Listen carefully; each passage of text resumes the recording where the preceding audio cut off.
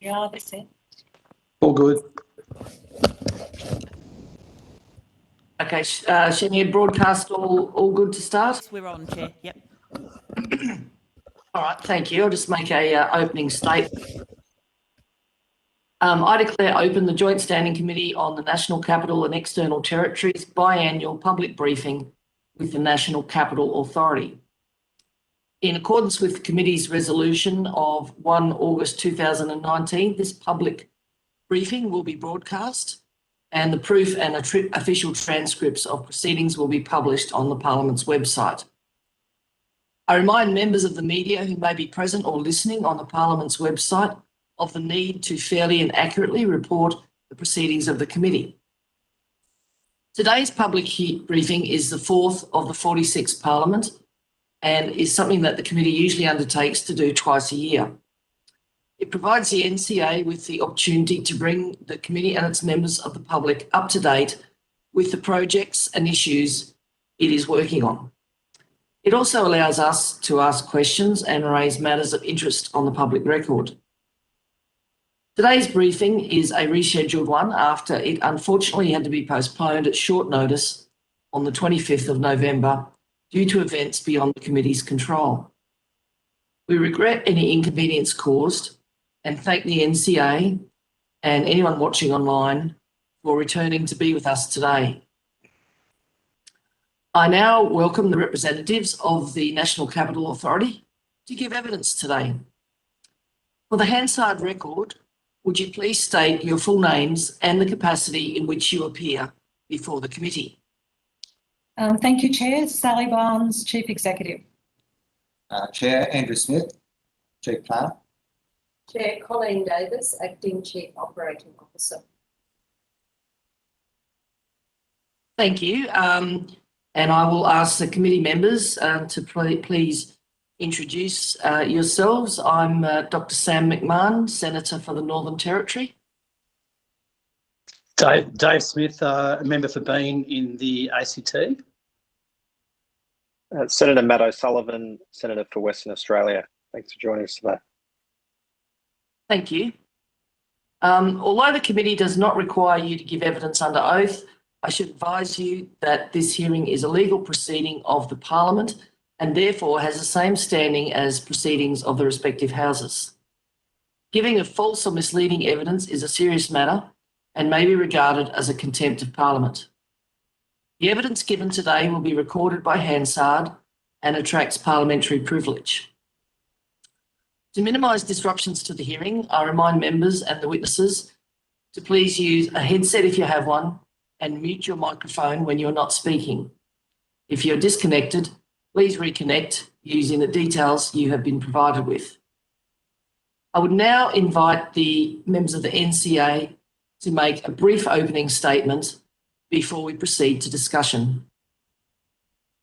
Thank you, Chair, and it's nice to see the committee again, and I hope your travels home were all safe and you're all well. I understand quite a few of you are in quarantine, so I hope you've got, you're well stocked and time to sit back and hear what the NCA is doing.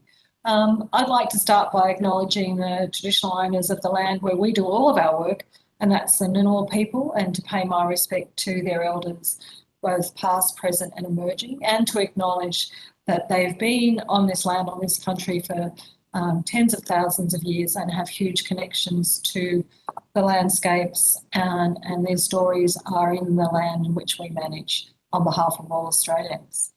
I thought I'd start off by reminding committee members that the last time we met in June, you were very keen for us and you encouraged us to put a bit of extra effort into our next phase of community consultation around the Australian War Memorial redevelopment, in that you were keen for us to seek the views from people from across Australia into what the proposal was going to be for the new southern entrance to the War Memorial, the expanded Bean building to improve archival matters, and the new expanded Anzac Hall for the display of various things.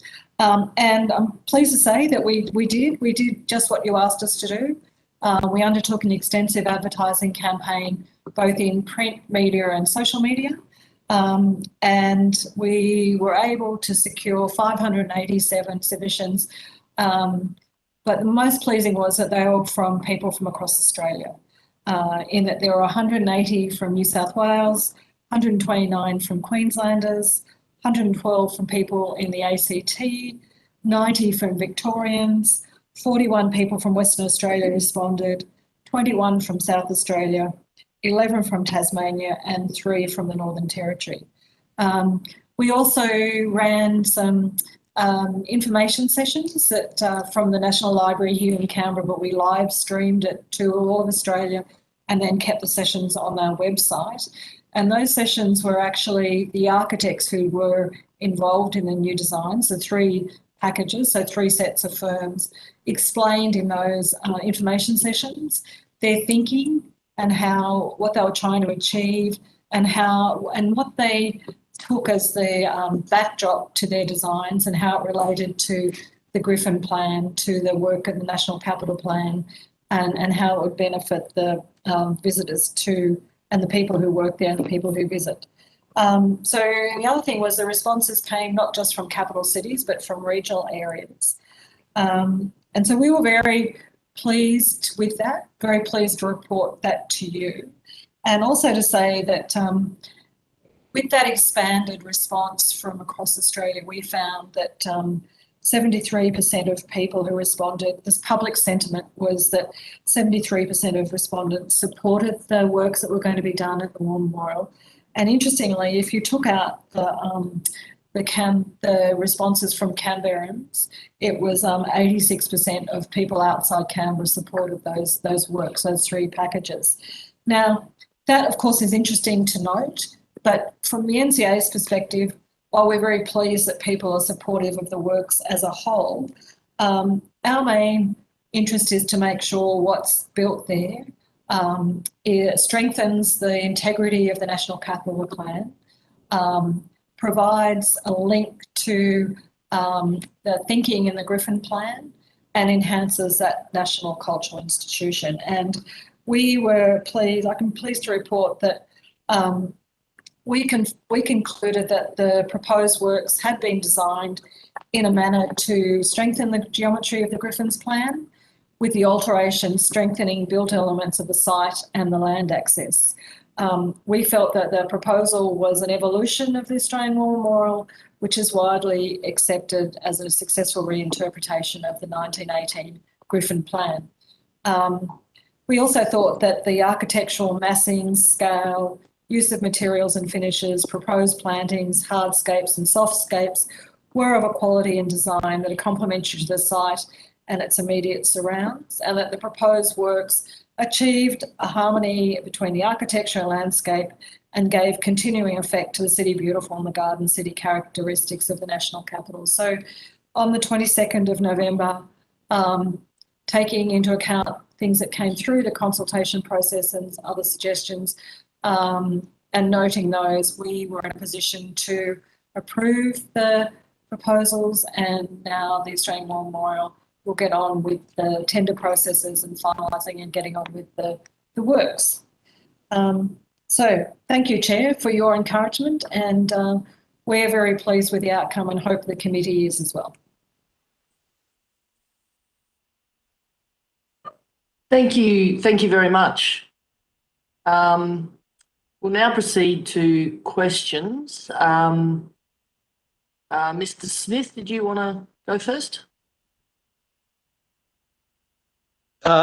Sure, Chair. I don't actually have any questions in relation to the War Memorial itself, but it's in relation to other parts of the parliamentary triangle.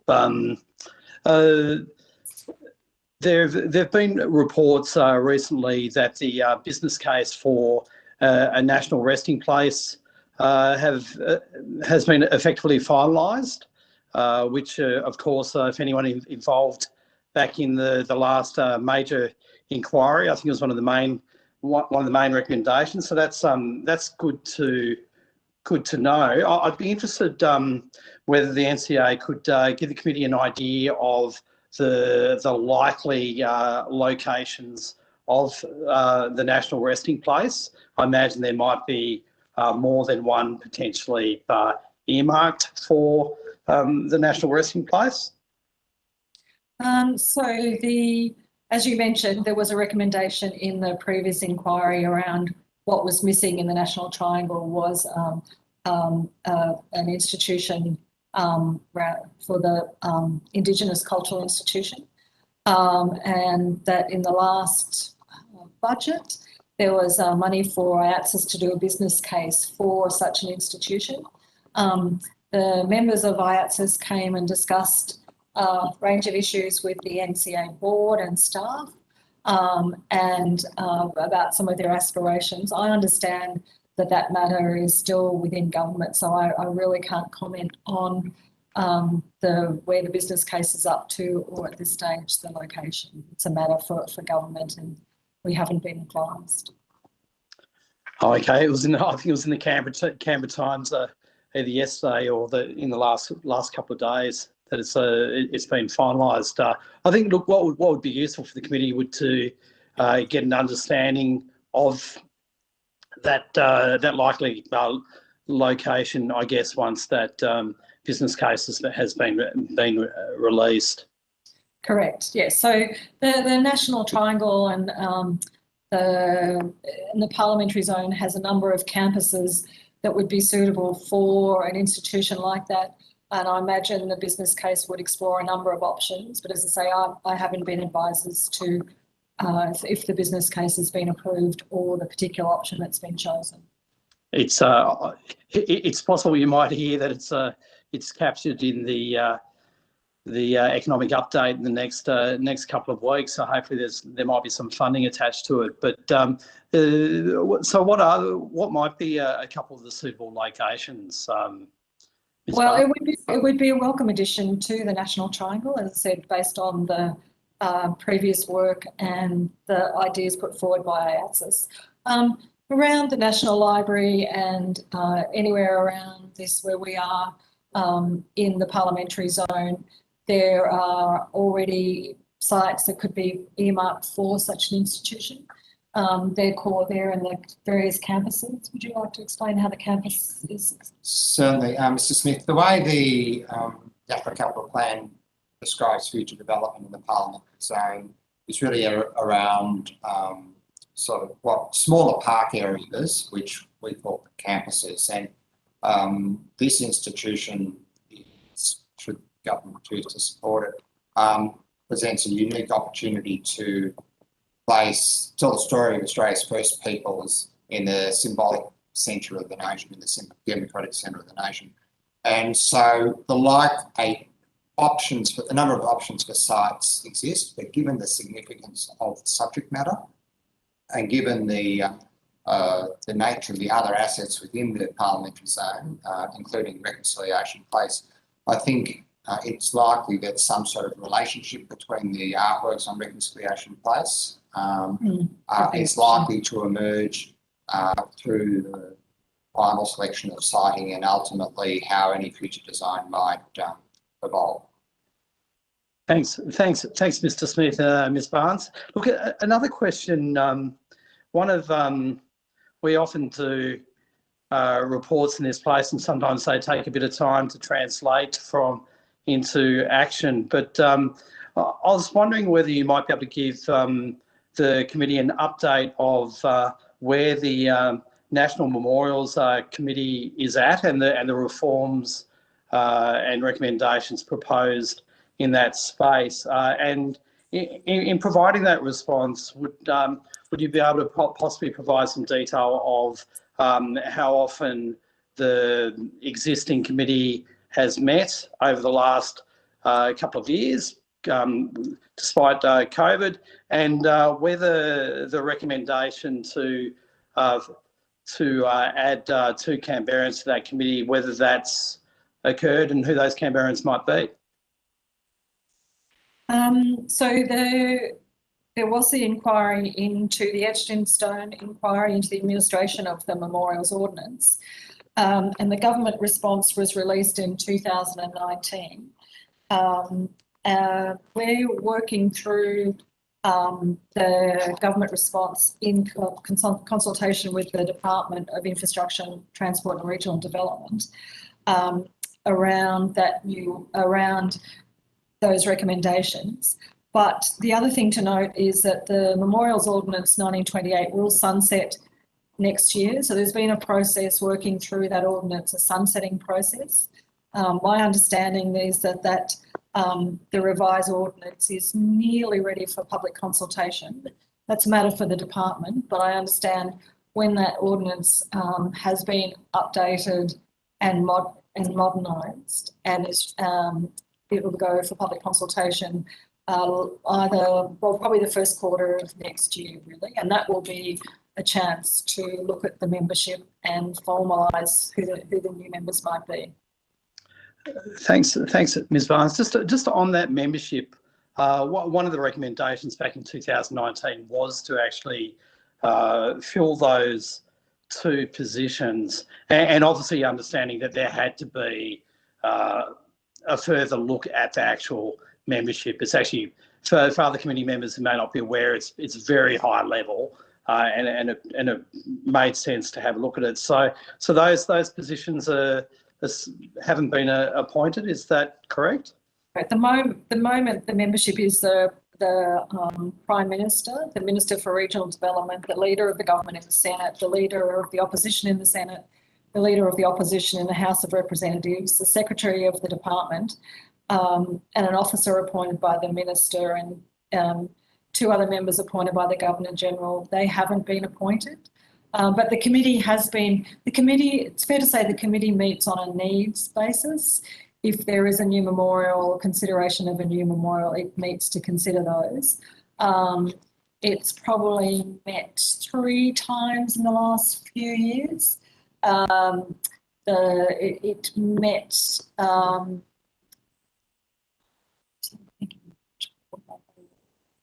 Right, so I might jump in. Yeah. So there is, as Ms. Barnes described, it is on an as-needs basis, and the memorial proposals, though there there's 1 or 2 always sort of bubbling away here at the NCA, the actual the opportunity to bring them to the committee for its consideration does not occur that often. Recently, the committee has met to consider the siting of a national memorial into victims of institutionalised child sexual abuse, and they selected that. There is some work being done around potential smaller scale memorial to victims of thalidomide.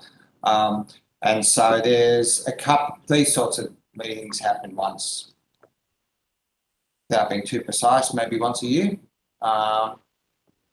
In the instance of the Memorial Act to survivors of institutionalised child sexual abuse, the committee has met to select the site. We've run a design competition, and it was quite a prolonged and truncated process due to some issues surrounding COVID.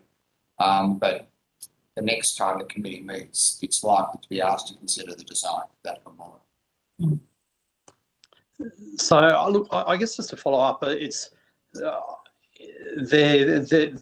so despite the recommendation, there wasn't a move to fill those 2 positions, which I think one was looking at trying to ensure that there was heritage expertise on the committee, and the other was to ensure that there was pretty much someone nominated by the Chief Minister. Is there any likelihood that will happen before the ordinance is revised, or is it likely that those positions will remain unfilled until possibly a new committee is constituted?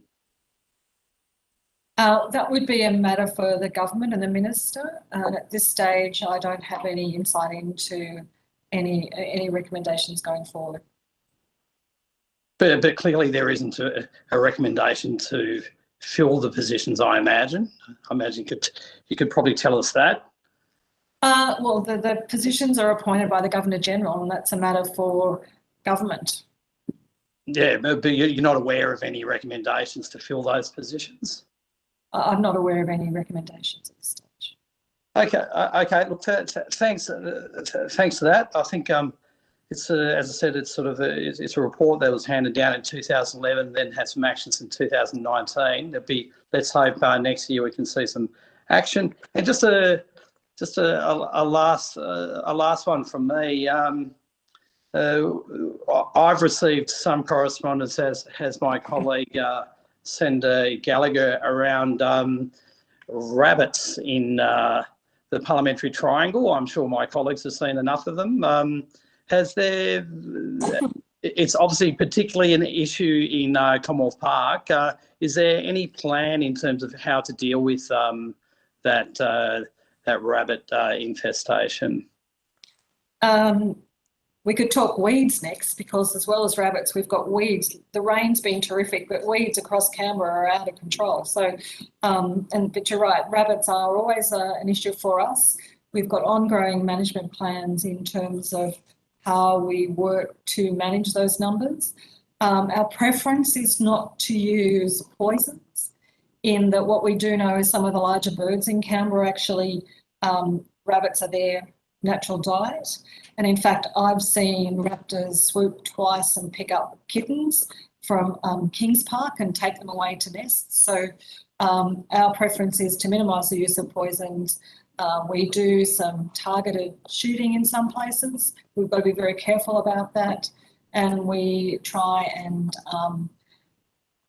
disturb the habitat of rabbits. But we have to keep on it. We've got an ongoing program, but as I say, I think it's a problem around a lot of the land in Canberra at the moment.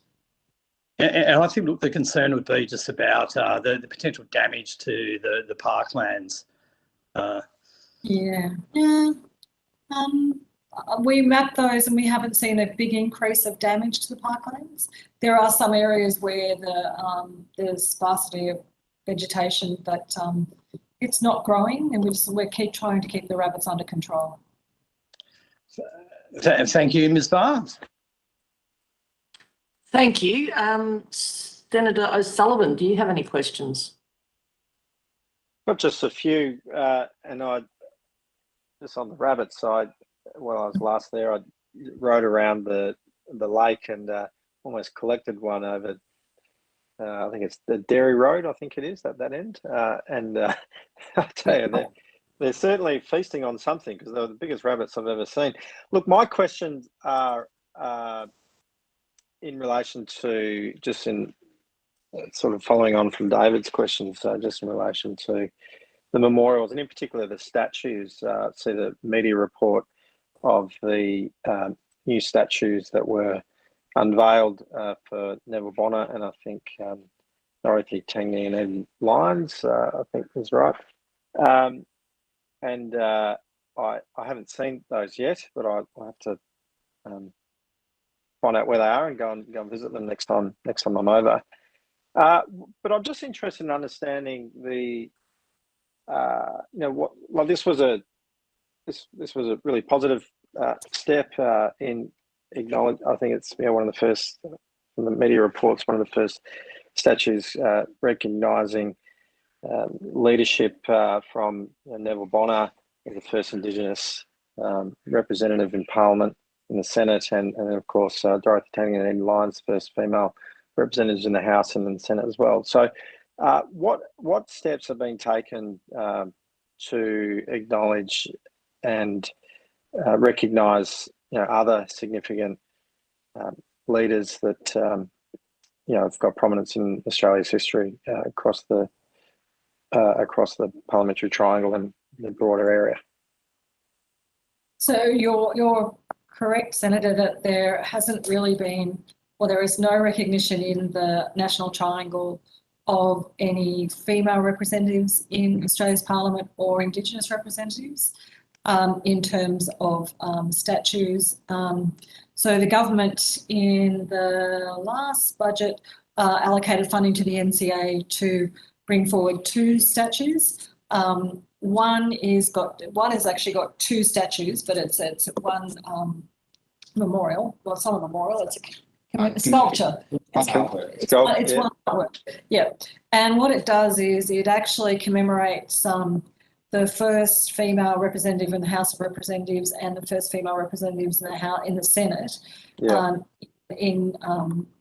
Enid Lyons and Dorothy Tangney, and both of them started in 1943. And there's a fantastic picture of them both walking through the door of Old Parliament House together.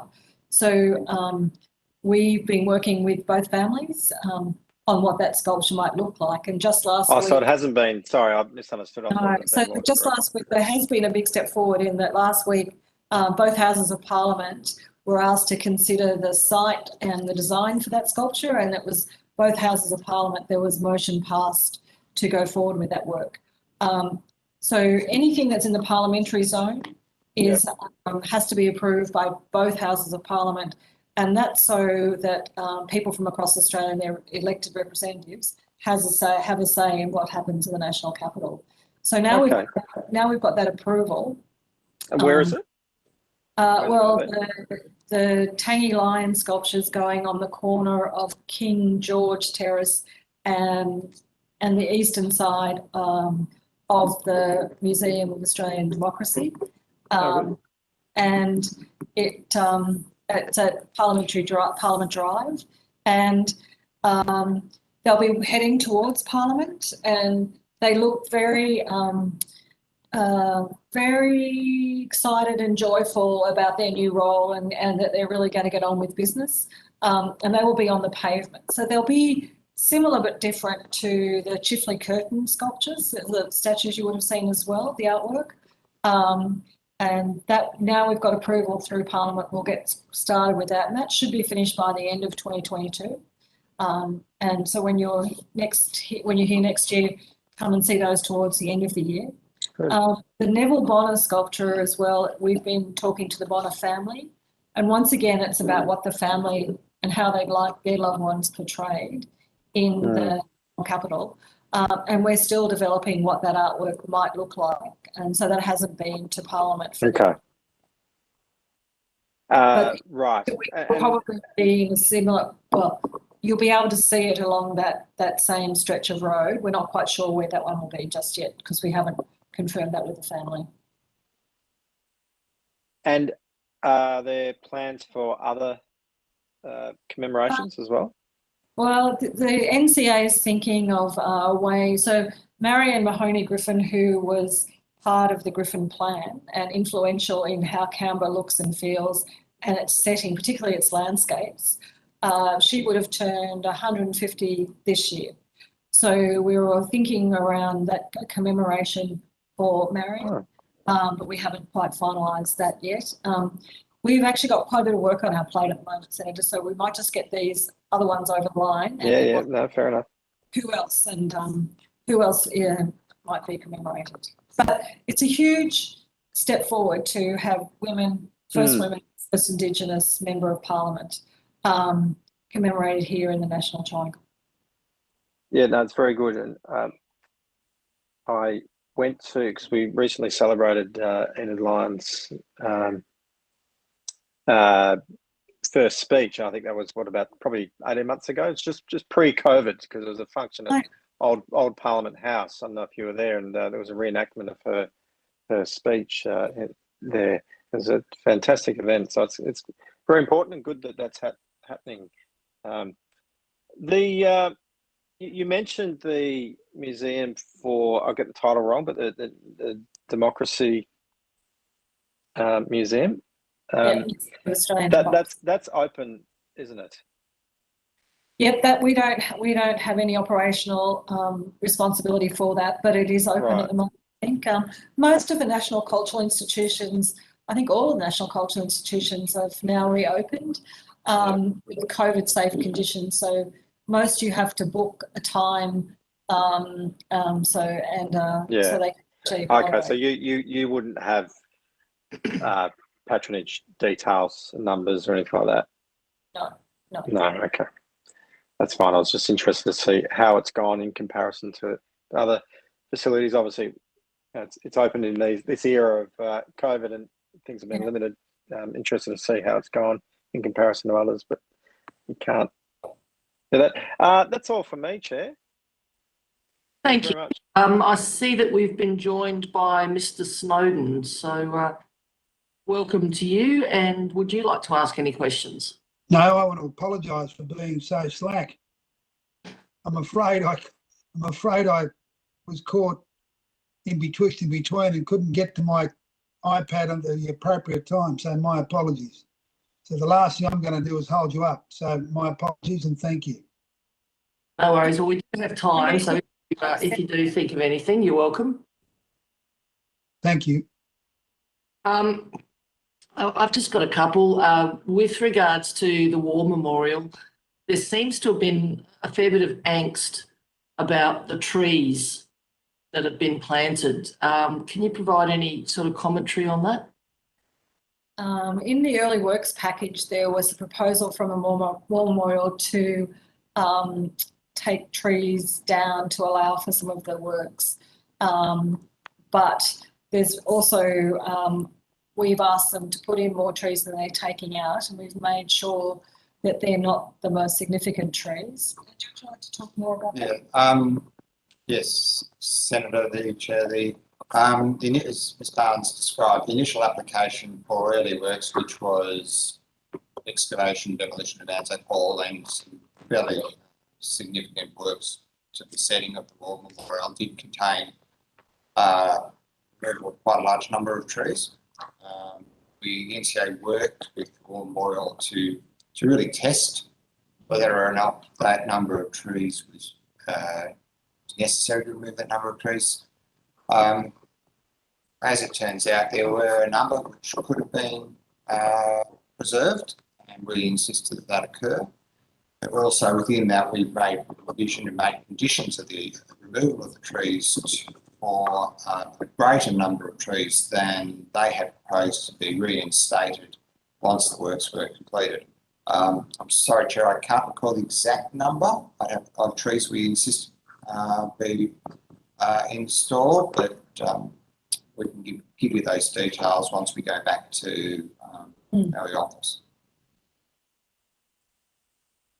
Yeah, so does that seem to have been all resolved now to probably not everyone's satisfaction, but to the point where most people are happy?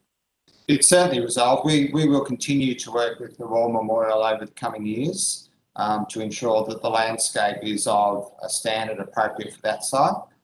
Having said that, there's no resistance from the War Memorial to do that. They're actively engaged and they're seeking to, in fact, place trees and do landscaping beyond the confines of their site to make sure the landscape setting of the city is preserved. Thank you. Now just turn to the land for the embassies. There was a land swap deal to occur. Has that happened? Yes, Chair, that happened March last year.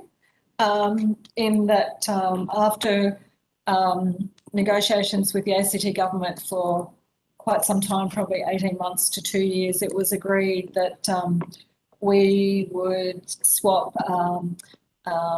lake bed at West Basin, so that belonged to the NCA, and that would allow for a park down there, a greater foreshore development down there, and we would get a site at North Curtin that we're pretty sure will allow us to respond to our Vienna Convention obligations on diplomatic relations for the next 25 years, and that site should be able to respond to 50 or 60 new embassies if required.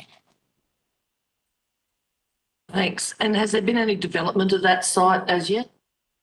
No, not yet. We're actually doing work at the moment, looking at that site, doing design work, master planning for that site, looking at just testing again the ecological values, habitat trees, where the stormwater goes, a whole range of issues, so that when we finish the master plan, we end up with a world-class embassy site. And you're quite happy that that site will meet future needs? Yes. Now, I said 50, but it's probably more like around 30, 32 blocks. And that should meet future needs. We do have countries that are interested in taking sites there, in that all the other sites we've got in Canberra, apart from 2, are already occupied. But it'll take us probably 3 to 4 years to develop that area with the right infrastructure before we can actually start releasing those sites, I imagine. Thanks. And finally, I've got some questions around the AIS. Now I understand there's been talk of relocating it to Queensland. Can you give us an update on where that discussion is at? Senator Chair, the NCA is not involved in where the AIS may base itself in the future. That is very much a matter of government. We do have responsibility for the site under our planning controls. It's fair to say that the Sports Australia are looking at what might be the future of that site, and we've had some very early, very preliminary discussions where they've said some of their thoughts, but to our knowledge, they're really just exploring ideas of potential at the moment, and it's not gone beyond that. And the proposal for a new sports stadium in Civic, have you had any discussions or negotiations regarding that? So that there has been a couple of times floated the idea that what's currently the Civic Bill is be redeveloped as a sort of rectangular sports stadium which would host Raiders and Brumbies games. Most recently, though, it's my recollection that the Chief Minister has indicated that that's not a priority for the ACT government. And so there was some media about that months back now. So we've had no real discussion about that idea for a few years now. And recently the Chief Minister made some very public comments saying that it was not a priority for their government. If that were to occur, what involvement would the NCA need to have in that? In the sports stadium, it's if it were to go ahead on the Civic Pool site, that is an area over which we have detailed planning control. So we would be in effect the planning approval body. So it is actually bounded. It's actually within the National Triangle because it is on the southern side of Constitution Avenue. But it would be an ACT government project, and on ACT government land, we'd just be the planning authority for that. Right. Okay, well that's all that I had.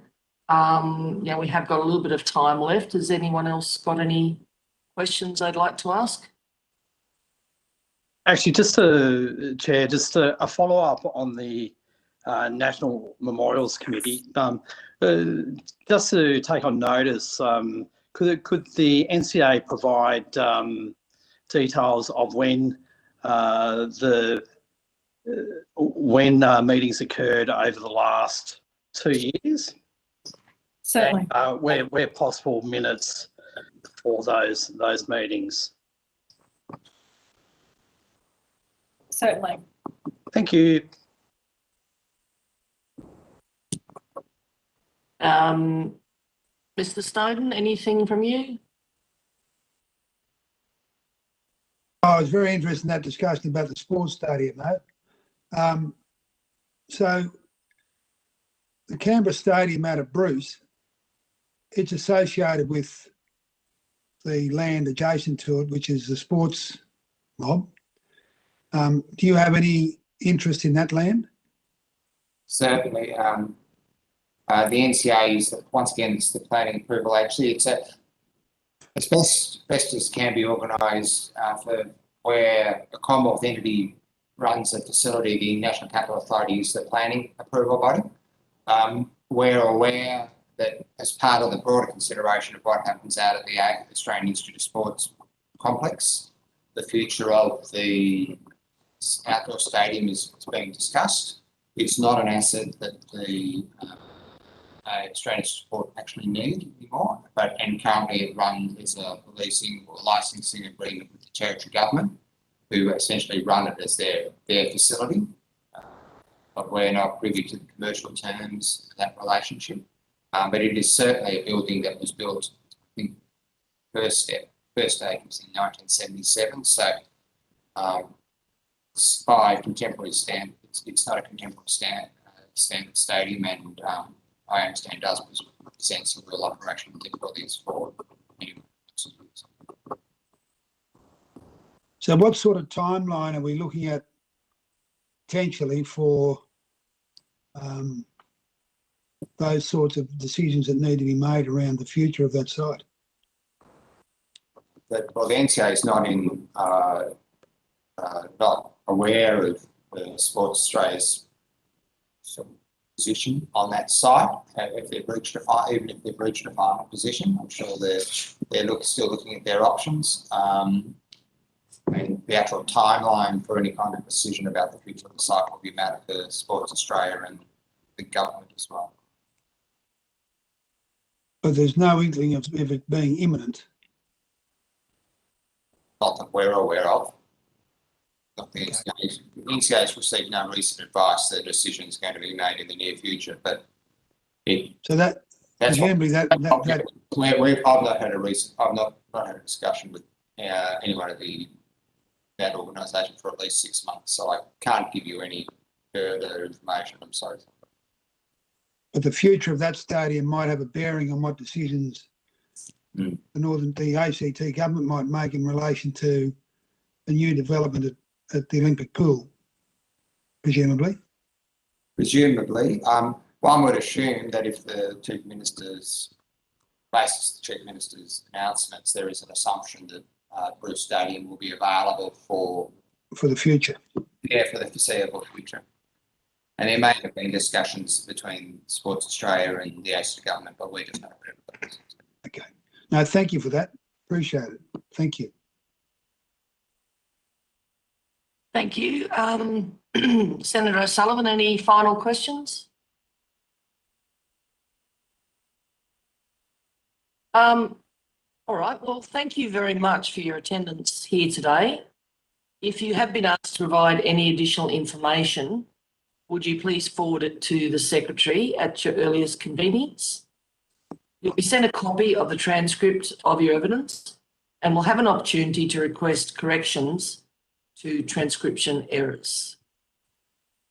I thank you all again for attending and for your understanding, and I declare this public briefing closed. Thank you,